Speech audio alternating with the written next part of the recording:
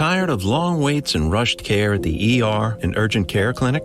Next time, stay home and let Dispatch Health bring the power of the hospital to you. I call Dispatch Health. A care team of medical professionals actually come to your house. They're the same caliber of people that you would see if you were at a hospital or an urgent care. Dispatch Health can treat most non-life-threatening emergencies. They can do the x-rays, they can do stitches, urinary tract infections, blood test, urinalysis, ultrasound. It's almost everything that they can do at the ER. You never feel rushed. They're there for you and only you. I felt like their only patient. And it costs no more than a trip to urgent care because Dispatch Health is covered by most insurance, including Medicare.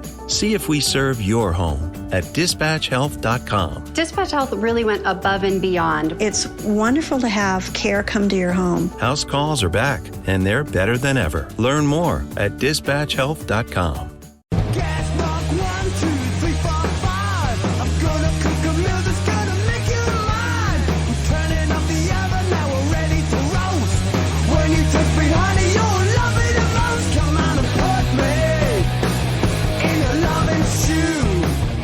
Welcome to another Britflicks.com podcast. My name's Stuart Wright, and today's guest is producer, filmmaker, Samm Haillay. Welcome to the show. Hi, Stuart. Thanks for having me along today on the podcast. We're going to talk about, in a moment or two, So You've Had an Idea, 3 Do's and Don'ts, which is looking at the development of screenplays to make into films. Now, before we get into that, let's discuss a couple of examples of films you've been involved with. I produced 8 films as producer, so I've developed them, developed several others that never went, like everyone else. And I work for lots of development labs around the world, and I've probably worked on at least another 80 films. Half of them have gone into production. So in some way, shape or form, a story consultant, exec producer, or development mentor, or script editor, or any of those kind of sort of titles that people give you. Yeah.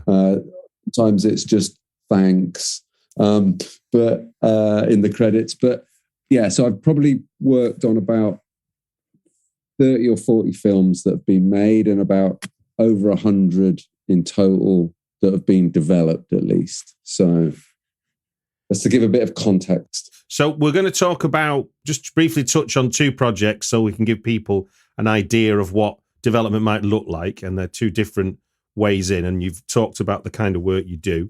So the film Island of the Hungry Ghosts is one you've produced to the end. Do you want to talk about what the development was on that and where you got involved? I met Gabrielle, who's the writer-director. It's a hybrid film. So it's about one of her friends, who's a torture and trauma therapist working on Christmas Island, which is where you get sent if you're trying to enter Australia by sea.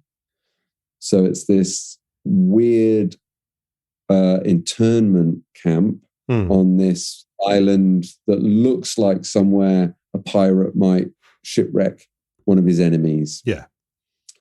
And I met Gabrielle when she was desperately trying to make this film and tell Pauline, the torture and trauma therapist's story. So there's been quite a lot of films made about an asylum seeker's journeys, fire at sea and things like this, and certainly loads of sort of journalistic and TV-based documentary stuff. But Gabrielle comes from a fine art background, and she wanted to sort of have a different lilt on it. And anyway, I met her and we started talking, and I couldn't believe the story. And Christmas Island itself is famous for, I can't remember, it's like 50 million red crabs that migrate to the sea every year, and they have their babies, and then the babies stay at sea for 3 years and then go back to Christmas Island. And it's this weird natural phenomenon. Yeah. And I think on like David Attenborough type shows, every time they do islands or crabs, or the famous red crabs of Christmas Island get center stage. Anyway, so also on Christmas Island is this Australian government place where you get sent if you're trying to escape persecution and enter Australia by sea. It's about 400 miles north of the Northern Territory. It's a dot in the ocean. Anyway, Gab was desperate to kind of have some of the counselling sessions in the film, but she knew she couldn't film in the prison. I don't know if I can call it a prison, but in the camp or in the facility is probably the right word itself. And I kind of had this big long discussion with her about breaking her shackles of ultimate truth, because if she maintained and desired ultimate truth only, she wouldn't have a film. And what I suggested was that she do recon of the therapy sessions, because there's no way she'd film in the facility, and the counsellor or the therapist was her friend anyway.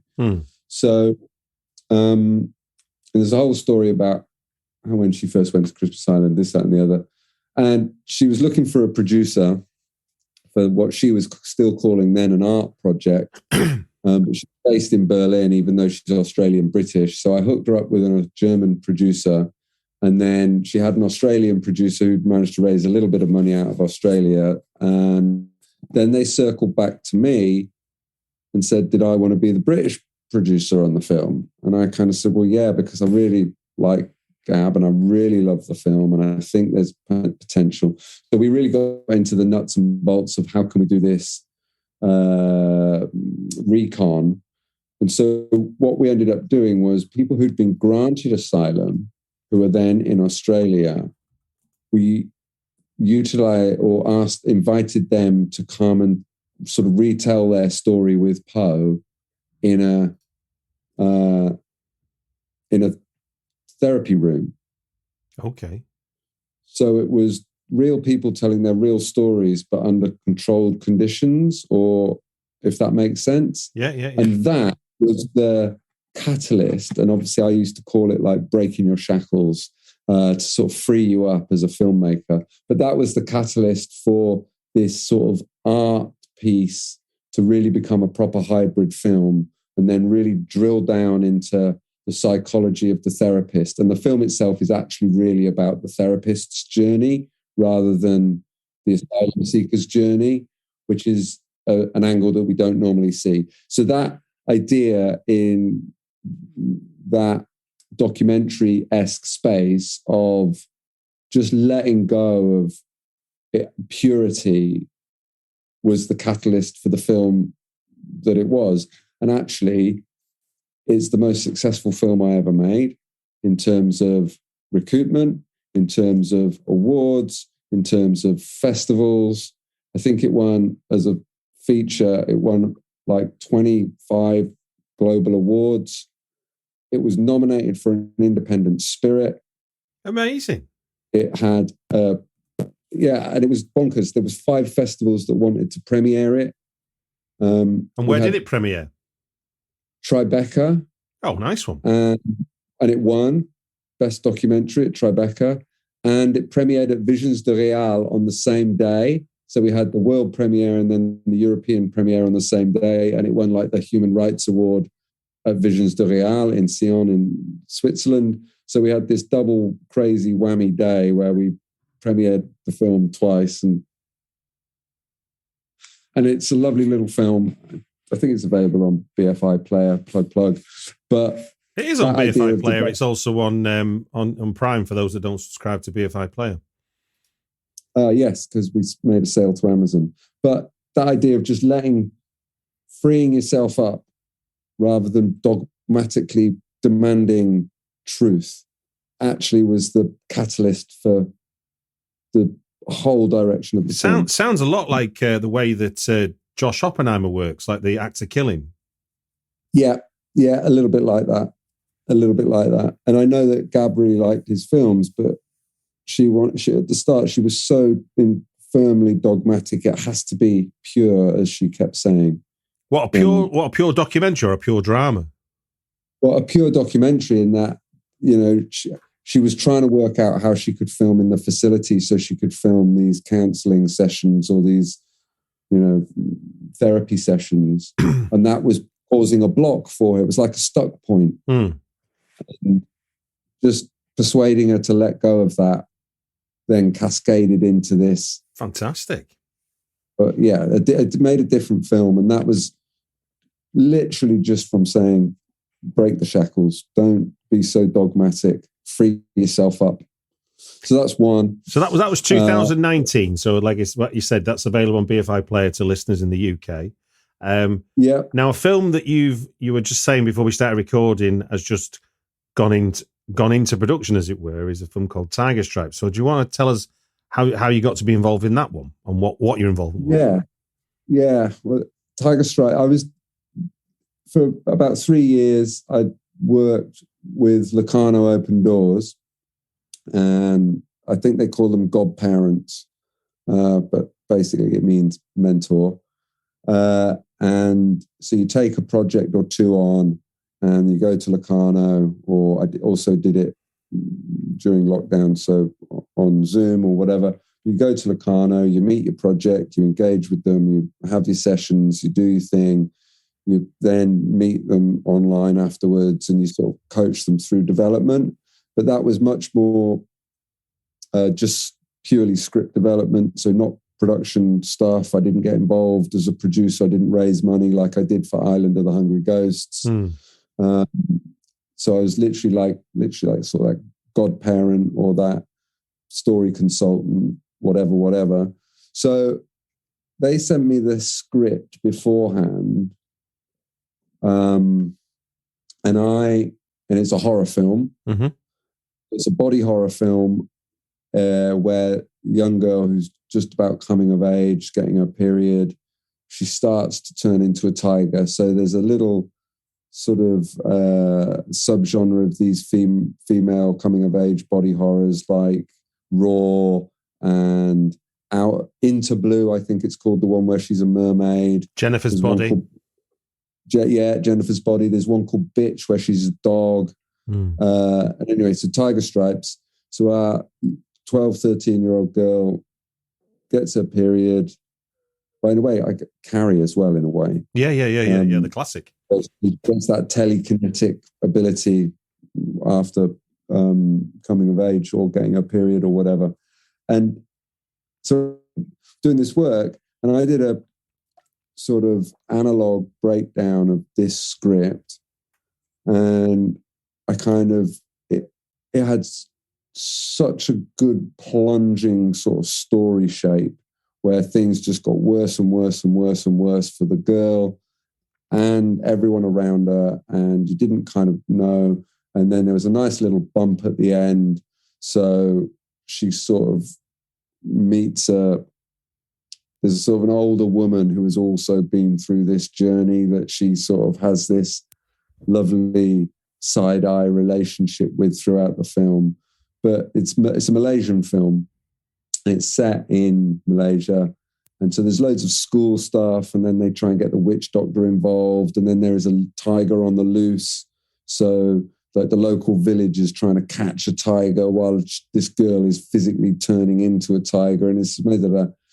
And then we started talking about structure and functionality, and I was like, the structure is really nice and everything. But around the end of the second act, where we felt our main character all was sort of going to go wrong or go tits or whatever, it just suddenly got really plotty. There was loads of stuff about school and exams, loads of stuff about the local witch doctor, loads of stuff about the police and the animal experts trying to catch the tiger. And there was about 6 or 8 scenes where it was just all plot. Yeah. And I said to Amanda, the writer, I said, look, I think this is the problem. This is the moment where, because it's beautifully written, you know, the age-old terrible note that you get from producers and financiers and whoever, which is, we like you, We like your story world. We like your characters. Just something isn't quite working. And it's such an annoying note because you're just like, what is it? But people can't necessarily put their finger on it. And then you kind of go, oh, the money people are the anti-art and they don't understand. And it's actually, they really do understand. They just can't quite put their finger on it because they haven't got the time, like a godfather mentor type figure, to sit and really go through the script line by line because they intuitively know that something's not quite working.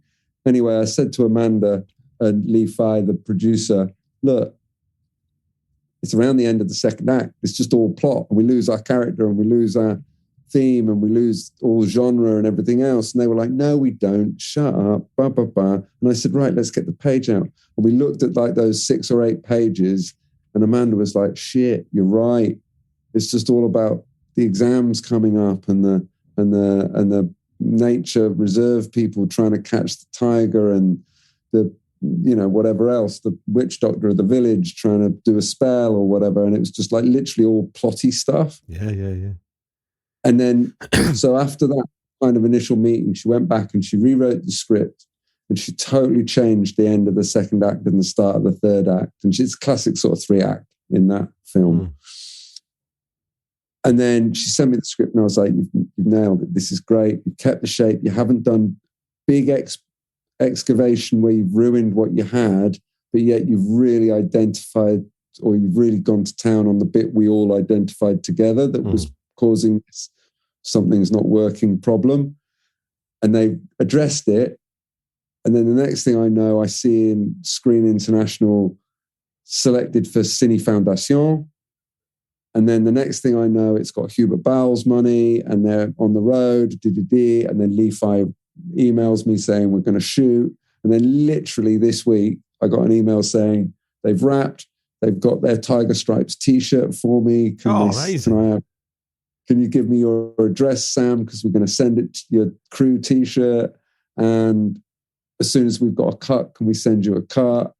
And it's like, when stuff like that happens, when you've sort of been slightly involved as opposed to fully involved, like I was on Island. Yeah.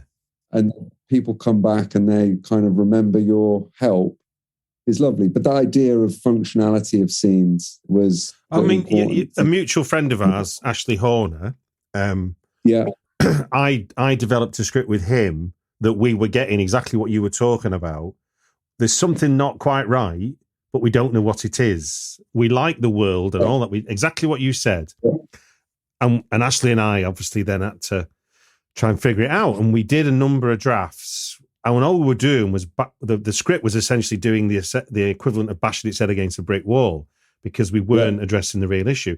And it wasn't so much a kind of, it's the second half of Act 2. We realized it was the wrong, we kind of worked out as the wrong point of view. Like we were telling, it was a two-hander, so there was only 50-50 chance of getting it right or wrong. And we'd been working this idea of a father-daughter story and focusing on the father saving the daughter. And then we went, hold on a minute, what if the daughter is the one that's overcome with all the magical supernatural stuff and the father is a victim? And suddenly, just like fucking dominoes falling over, it just all slotted into place. And it took that kind of going to the edge of the cliff and going, we're going to have to throw this away. It's not working. Yeah. And it's great in those situations because the action doesn't change. No. It's not like the plot changes or the action changes or the beats change, but you just figure out the sort of functionality. And it's at that point what you're saying is probably about narrative or character rather than... But funny enough, I hadn't thought about it till you said it.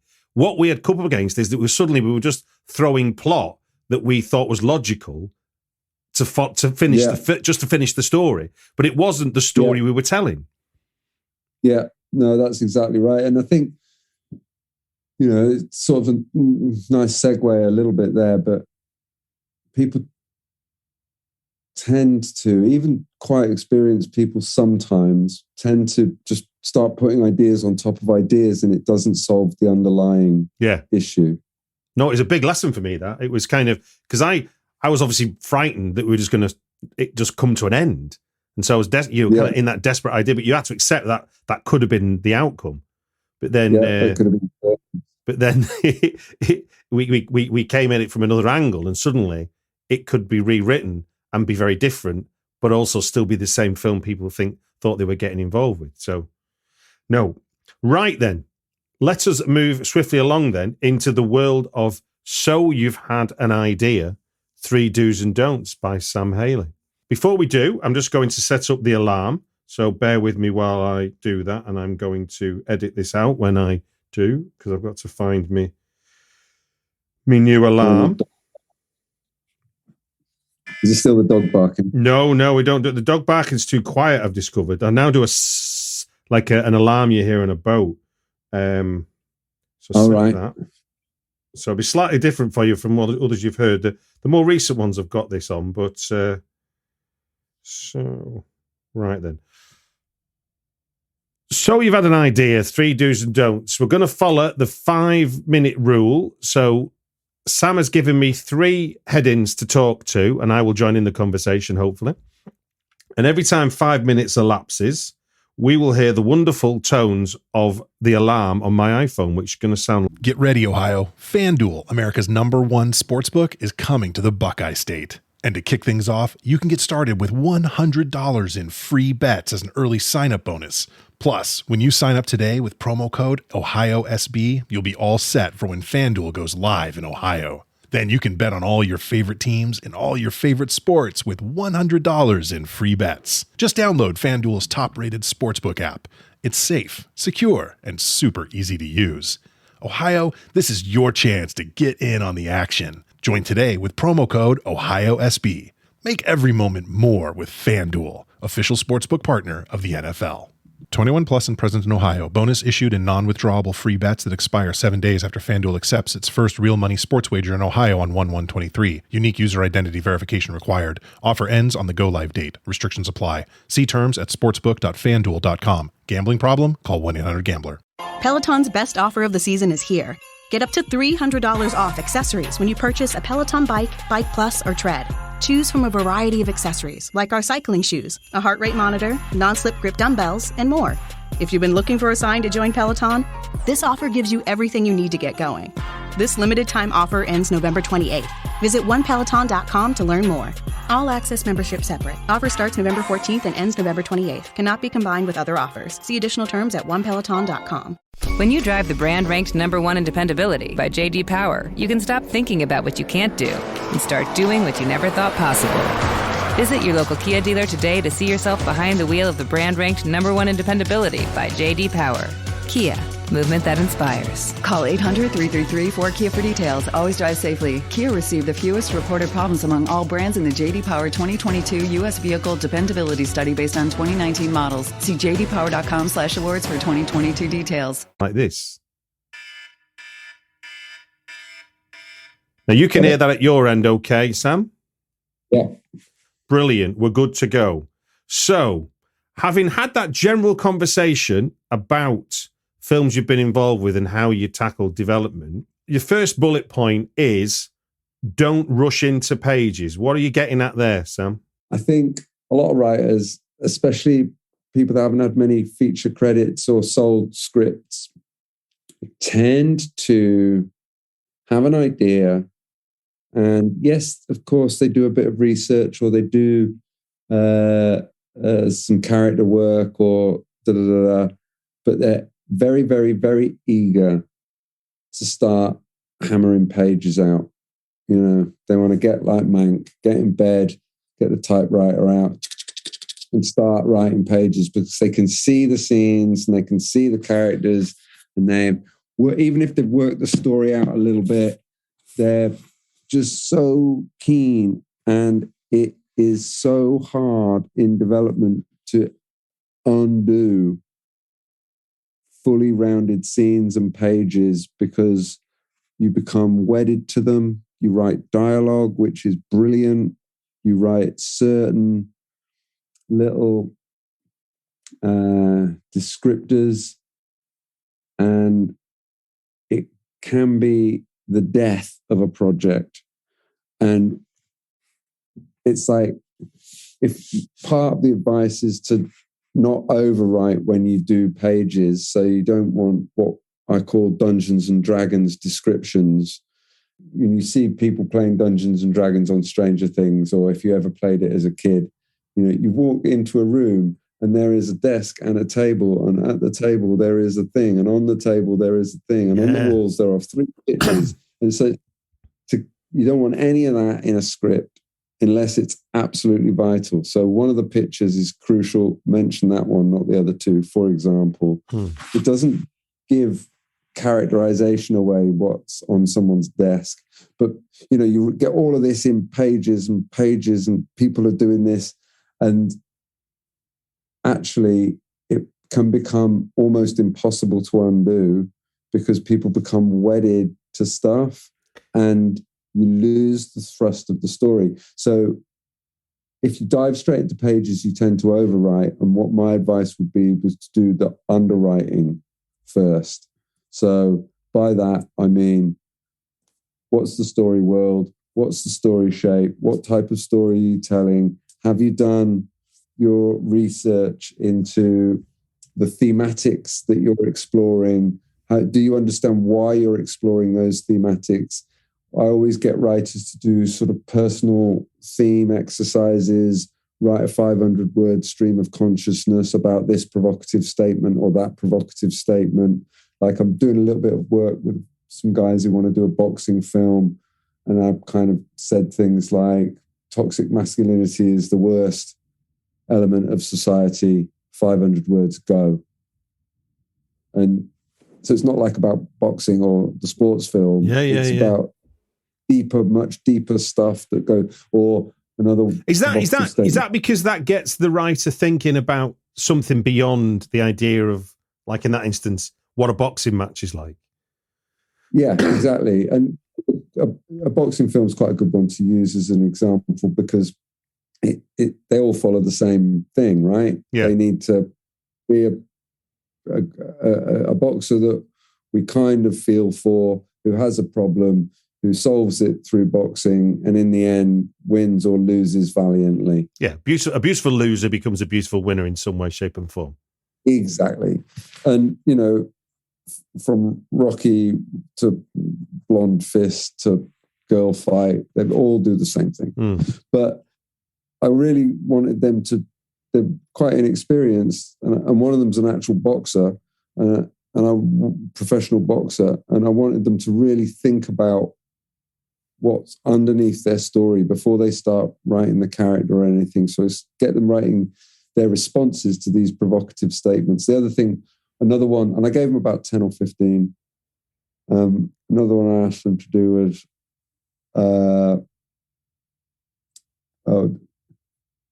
the underworld circles boxing. It's really interesting because, in a way, what you're saying, it sounds like a really logical way of getting them to address why this story and why now. That question's really hard to answer. But when you go, write 500 words about what you think about toxic masculinity, you begin to excavate with them why they're writing this film and why now, aren't you? Oh, yeah. There's the alarm sound. Yeah, don't dive into pages. Do the underwriting, and then you won't underwrite when you actually get to your pages. I totally agree. Keith Bell, another mutual friend of ours, almost did exactly the same with me. But what he did was he kept he suggested that I write 500 words on the character we talked about on the phone, and then it was write about the next character. And then we said, right, how do they relate? So then it was like, write something about how they relate. None of this is script pages. This is just handwritten, and then it's typed up into something. Because when you handwrite it and then you type it up, you're editing anyway. So you're kind of refining your thoughts. That's a good way of doing it. Or in a G-Doc, where 2 or 3 people could see it and make notes or comments or whatever. So, yeah. Exactly. The number 2 in your 3 do's and don'ts of So You've Had an Idea is don't retell true stories. Now, that might sound contradictory to people who see a lot of biopics. What do you mean? When somebody's writing a biopic of a famous person, there's a lot of research and resources go into the Will Smith, Muhammad Ali thing, and lots of so on and so on. But it still has to be adapted to fit a story structure that we will accept as an audience. And I don't know why I picked Muhammad Ali. Maybe it's because we were just talking about boxing. But again, I've come into contact quite a few times with writers who aren't doing the big Hollywood biopics, but they're writing an event from their own life. Okay. Because it was dramatic, or it was interesting or exciting or unique. And all of those things may be true, but real life isn't a film. Real life isn't 90 to 100 minutes long. Real life isn't. And somebody said to me once, real life doesn't make sense. A screenplay has to. Exactly. That's a really good way of sort of encapsulating what I'm getting at. And I was working with this one writer once, and specifically, but this is emblematic of a lot of conversations I've had. Okay. And I was going, look, this doesn't fit. This doesn't work. You can't, dramatically. The story world was great. The characters were great. And some of the ideas were great. It was sort of this odd couple buddy movie between a young teen and an older teen. It's set in Liverpool. But the writer kept going, but that's exactly what happened. So that's exactly what's going to stay in the script. I was there, I know, and this scene that I've written is exactly what happened, and I'm not going to change it. And in the end, it was me that was banging my head against the brick wall because I couldn't do anything with it. And the script died, and it had development money because everyone loved the short films that this person had made and bought into the idea. And I was able to sort of pitch what I thought the idea could be. And I raised not an insignificant amount of development money.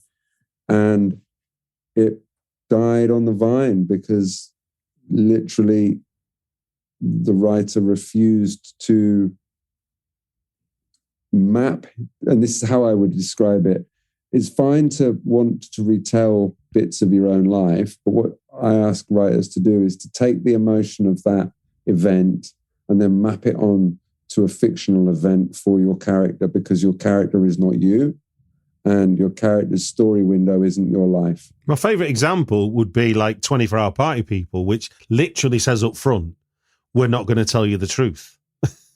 Yeah, great, exactly. And so some of the things like Joy Division and Happy Mondays are in that film. Those things happened, but it's been made into a film. Yeah. It's like even if you adapt a novel, I'm led to believe it takes 9 hours to read an average length novel aloud, right? You haven't got 9 hours in a film. And of course we see stuff, but you have to adapt a novel to fit the screen. And when people say to me, what do you mean? It's like, one super prime example is one of the Harry Potter novels. He gets the broomstick given to him from Sirius at the start of that one particular novel or halfway through. And in the film, he gets given it at the end because they adapt it. And even though those films are really long, stuff has been moved around to make it work for the screen. Absolutely. And even in a film like Harry Potter, where you've got 100 million gazillion and all the rest of it, they still have to do it. It's really interesting. I've explored this with. It's interesting what you can drop in at 3/4 in a book. You could never do 3/4 the way in a film. It would completely destroy it. Equally, a lot of what you drop in at 3/4 away in a book, you want to open your film with it. It's kind of it's this weird. It's a very basic way of looking at it. I'm sure there's people got more experience than me of adapting would point to it. But I think as well, there's that idea of when it's your own life and it's like, I can remember this event either from my childhood or from last week or something. And it's the emotion, but it's the emotion that you want to write. There you go, right on cue. The emotion you want to write, map it onto a new thing for the character to experience rather than that's exactly what happened in real life, Sam, so I'm keeping it. a script that I recently attended this thing called the Owl Screenwriting Workshop in Athens. And the project that I went with was inspired entirely by me not being able to see my mum while she was in hospital during lockdown. Now, I haven't written about my mum. I've put all that anxiety of not seeing your mum into a mother character. And then weirdly, through examining it with the workshops, I realized that the male character, who is two people in a cab, and the male character in the cab is actually me. It's like, it was really weird. I hadn't set out to do it, but it was only when other people started to feed back to me on what they were seeing. I was like, hold on a minute. Organically, you've done exactly the note. Yeah. It's good to know. Great. It's interesting. It's like you're not conscious of it, but I knew that to just pick out episodes of Mum's life wouldn't have been a thing to do. It was more about, I'm anxious, and what I'm anxious about, the mother that I admire and love, and so put that into a script. It's like, it's different. It ends up with something different. Right then, we're going to do a do now. We've done 2 don'ts. Now this is a do. Okay. And you're saying, plan your structure. Now, you've mentioned this a few times now about this as part of the conversations on the other 2. So what do you mean by plan your structure? Well, you sort of said something a little bit there about you can't really drop in 3/4 of the way through a film what you can in a novel. And it's like, if you know what genre you're working in, and if you've done lots of your underwriting, which includes watching and reading watching films and reading screenplays, honestly as well, read the screenplay while you watch the film. I don't know if anyone does this. Oh, I do it all the time. Unbelievably brilliant and illuminating and greater than the sum of its parts. I totally Watch agree. films with the pause button as well as part of your underwriting, so you can really start to understand, oh, this is happening then, and da, da, da, da. Don't try and reinvent the wheel. And unless you're a jazz musician, most things go verse, chorus, bridge, verse, chorus. Yeah. Right? And whether it's hip hop or metal or indie or folk or any other sort of, it's a version of verse, chorus, bridge, verse, chorus. And it's that structure that allows us as humans access, because we recognize the pattern, and then we can access the lyrics, harmonies, melodies, and solos that we love. And we go, this is our favorite band. Well, these lyrics are the great. They talk to me. If it didn't have the structure, you wouldn't be able to access it. Jazz is the only real exception, I think, in the same way that sort of crazy avant-garde, Salvador Dali-esque filmmaking is the only real exception. But that stuff doesn't sell tickets. The Stan Brakhage is brilliant, and so on and so on. But it's, once it's been done once, it never needs to be done again, that kind of stuff. Same with jazz, where they go, four bars, off they go, and then goes crazy. Chelsea Girls by Andy Warhol is a great experiment, but I wouldn't want to sit through it. Right, exactly. It's exactly. And it's like, that's not going to get your film financed. So you have to hit certain markers. I always like to think about Old Faithful in Yellowstone Park, right? It classically is meant to go off every hour, but it goes off in between 57 and 80 minutes or something. And so no one knows quite when it's going to blow each time, but they know it's roughly going to be about every hour. So about every hour after it's gone, crowds gather, but you still get shocked as out when it goes, because you don't know exactly when it's coming, right? But you know it's coming. And that sort of known surprise, if you like, is what you're going for in a script. So knowing your structure. So just to qualify it. So when you say structure, we mean beyond, like, we're beyond the beginning, the middle, and end is a structure. Obviously, that's a 3-act structure. But what you're talking about is a structure in the sense of, this is how a descent story works. This is how a revenge story works. Is that what you mean? A structure of revenge is typically the same the world over. Yeah, a redemption story. Redemption, salvation. They get better, etc., etc. Okay, no, just wanted to make it clear. So for people listening, you mean the type of structure that you apply to the story you're telling. Yeah, and I think, every different book, whether it's McKee or Save the Cat, or there's thousands out there, they'll give you slightly different things, whatever. But know your structure. You've got to hook people in.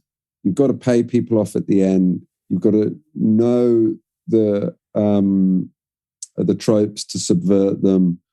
I'm a big midpoint fan, and I think the midpoint has become so vital in streaming world.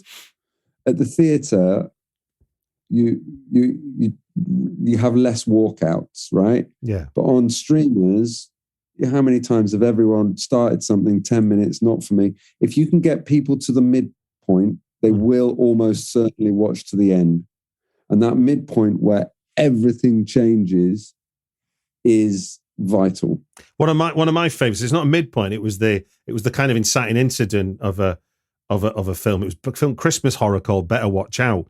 And I'm watching it and I'm going, this is just your typical, cliched home invasion movie. And then just as I was about to, almost like by the second, when I was going to walk out of the cinema, it subverted all my expectations. Like, oh my God, this film is doing something new. I need to stay in my seat. And it was so clever in the way that it set all my expectations to the point of, oh, this is a home invasion movie. And you're like, no, it's not. And you're like, fuck. Yeah, great. And it's like the classic midpoint for me is Jaws. Starts off on the shore, first half on the shore, second half, 3 men in a boat on the open water, actually fighting the monster. Yeah. And the midpoint, the boat leaving. And if people are, example, Jaws is the classic one. It's a straight up monster film, but the first half is all about the do's and don'ts and the character and shall we keep the beach open, and everyone's got a different idea. And the second half is just 3 men in a boat against a shark. But also it does the other thing, which is a classic thriller trope, which is for the first half of the movie, you're running away from the monster. And for the second half of the movie, you're running at the monster. Yeah, exactly. And it changes at the point. Because that gives you, that's what you kind of, because it'd be boring to run away from something for 90, 120 minutes. Yeah, exactly. So you've got to change it up. And that structurally is great. And it happens in all genres and even in drama. Sort of like not a genre. You still have to find that midpoint. There we go. The alarm went. It did. That's me 3 points. It is. Thank you very much for sharing your experiences in making some films. And so you've had an idea, 3 do's and don'ts. I thank you very much for your time on the Britflicks podcast. You're very welcome. Thanks for having me on. And thank you very much, everyone. And enjoy future podcasts with Stu.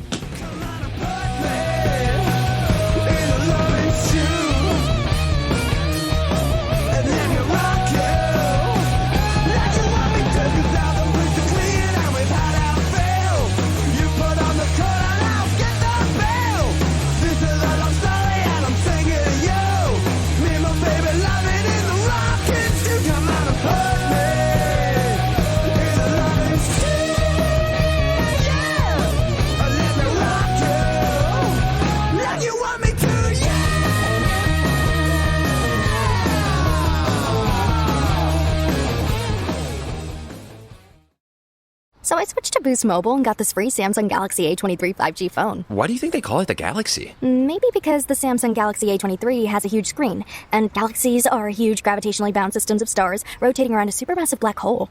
And the phone is free? When you switch to Boost Mobile. Cool. You lost me at gravitationally bound. Switch to Boost and get a free Samsung Galaxy A23 5G phone. Boost Mobile. Unleash your power. Limited time offer while supplies last. New customers only. Excludes tax. 1 device offer per line. Only available on certain networks. 5G not available everywhere. Additional restrictions apply. See your local Boost Mobile store for details. Tired of long waits and rushed care at the ER and urgent care clinic? Next time, stay home and let Dispatch Health bring the power of the hospital to you. I call Dispatch Health. A care team of medical professionals actually come to your house. They're the same caliber of people that you would see if you were at a hospital or an urgent care. Dispatch Health can treat most non-life-threatening emergencies. They can do the x-rays, they can do stitches, urinary tract infections, blood test, urinalysis, ultrasound. It's almost everything that they can do at the ER. You never feel rushed. They're there for you and only you. I felt like their only patient. And it costs no more than a trip to urgent care because Dispatch Health is covered by most insurance, including Medicare. See if we serve your home at dispatchhealth.com. Dispatch Health really went above and beyond. It's wonderful to have care come to your home. House calls are back, and they're better than ever. Learn more at dispatchhealth.com.